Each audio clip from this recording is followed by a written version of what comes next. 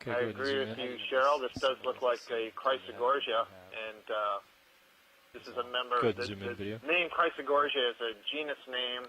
It's one of the octocorals in the family Chrysogorgiidae, which means golden corals, which refers to the sheen of the skeleton, which is kind of below the tissue. But you can kind of see that it's appearing somewhat golden. And they have very particular geometric patterns to the branching, and it's those geometric patterns that are used to identify the different species. And I couldn't tell you right now what this species is. But we're also looking at a shrimp that's in the branches, and we very often see these shrimp living with the Chrysogorgia. There's probably a very close relationship of a particular species of shrimp with a particular species of Chrysogorgia. And you note that bright purple color. I believe those are eggs that the female is carrying on the swimming legs. And there might also, I see there's something that looks like it's curled around the branch, a little sort of pinkish orange thing, and I can't tell right now. Looks like an amphipod, possibly. Maybe it's a sperm? Is it a polychaete, maybe? It could be a polychaete or an amphipod, I imagine.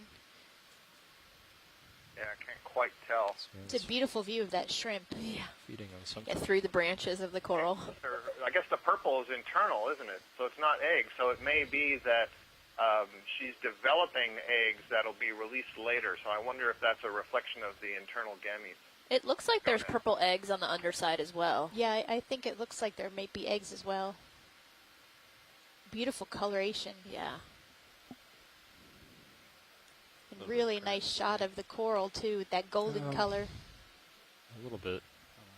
I'm just... Yeah, it also looks like the polyps that you see look like they're kind of swollen. The polyps, I mean, each of the structures that's arising from that coral has a ring of tentacles and then a small body below that ring of tentacles, and the body is on the skeleton itself.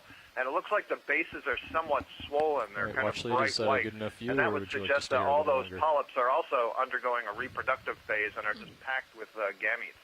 Wow. And this kind of information is really important because every species has a different pattern of reproduction and when they spawn, and so being able to actually visually see that there could be eggs in this coral is information about when they may spawn.